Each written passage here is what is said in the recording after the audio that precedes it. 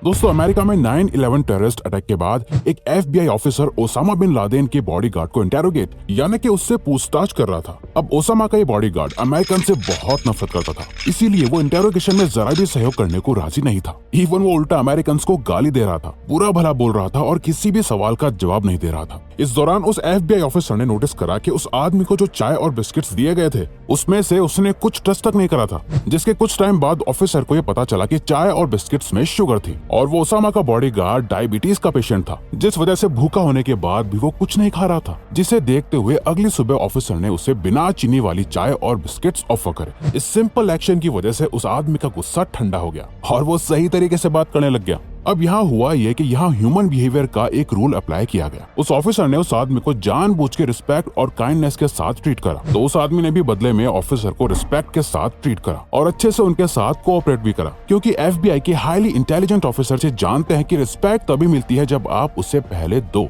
अब वैसे तो हर कोई चाहता है कि लोग उनकी रिस्पेक्ट करें। इसका एक सिंपल रूल यह है कि अगर आप लोगों की रिस्पेक्ट करोगे तो लोग भी बदले में आपकी रिस्पेक्ट करेंगे। लेकिन अगर फिर भी लोग रिस्पेक्ट ना करें तो क्या करें?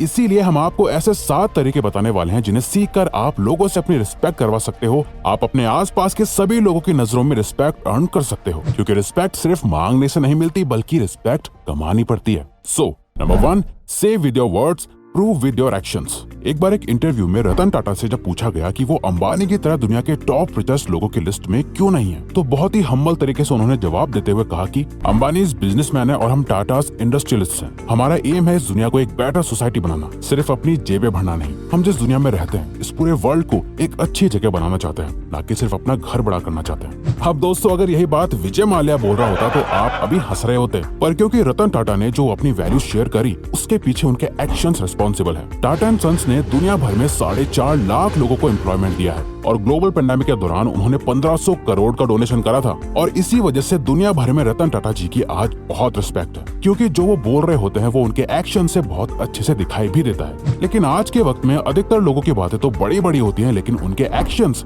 उनकी बातों के साथ मैच नहीं करते, तो उनकी फैमिली, फ्रेंड्स, पार्टनर या आसपास के लोग उनकी बातों की और उनकी रिस्पेक्ट नहीं करते। तो इसीलिए हमारे वर्ड्स और एक्शंस भी आपस में मैच करने चाहिए, जिससे आप ये प्रूव करो कि आप सिर्फ बातों से ही नहीं बल्कि रियलिटी में भी वही इंसान हो जैसे आप दुनिया को दिखा रहे हो, और आपकी इस क्वालिटी से लोग आपको रिस्पेक्ट जरूर करते हैं। Number 2, don't apologise when you don't have to.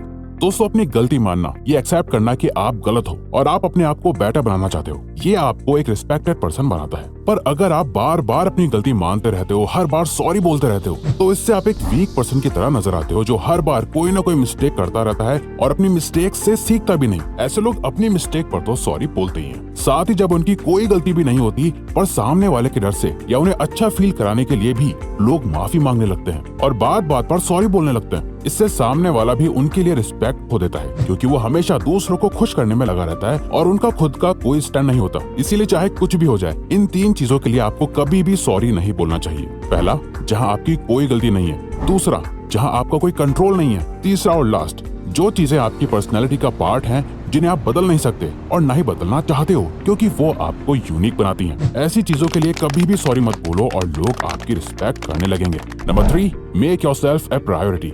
दोस्तों, एक रूल है हार्ड टू गेट, जिसमें आपको करना बस इतना होता है कि आपको अपने आप को फर्स्ट प्रायोरिटी में रखना होता है और हमेशा हर किसी के लिए अवेलेबल नहीं रहते। आप ऐसे पर्सन बन जाते हो जिसके कांटेक्ट में आना और उनसे कनेक्शन बनाना बहुत मुश्किल है, जहां आप अधिकतर लोगों को इग्नोर करते हो और बस अपनी लाइफ पर फोकस करते हो। अब इकोनॉमिक्स के सप्लाई एंड डिमांड मॉडल की तरह ही जब आपकी लोगों की लाइफ में सप्लाई कम रहती है तो आपकी डिमांड बढ़ने लगती है और लोग इस बात से बहुत ज्यादा अट्रैक्ट होने लगते हैं, क्योंकि आज के टाइम पर उसी की रिस्पेक्ट करी जाती है जो बाकी उसे अलग हो और अपने आप को फर्स्ट प्रायोरिटी की तरह देखता है। अब यहाँ हमारा मतलब सेल्फिश होना नहीं है, क्योंकि सेल्फिश लोग वो होते हैं जो सिर्फ और सिर्फ अपने बारे में सोचते हैं, जिनकी कोई रिस्पेक्ट नहीं करता, बल्कि वहीं जो लोग खुद को प्रायोरिटी देते हैं वो बाकी लोगों का भी सोचते हैं, बट सबसे पहले वो अपने बारे में सोचते हैं, उसके बाद किसी और की, और इस बात की लोग बहुत रिस्पेक्ट करते हैं। Number 4, ask more questions and listen well. क्या आप कभी ऐसे लोगों से मिले हो जिनसे जब आप कुछ बात शेयर करते हो या कोई नॉलेज की बात करते हो तो वो आपकी पूरी बात सुनने से पहले ही ये बोलते हैं, हाँ हाँ मुझे पता है, या आपकी बात खत्म होने के बाद वो ये बोलते हैं कि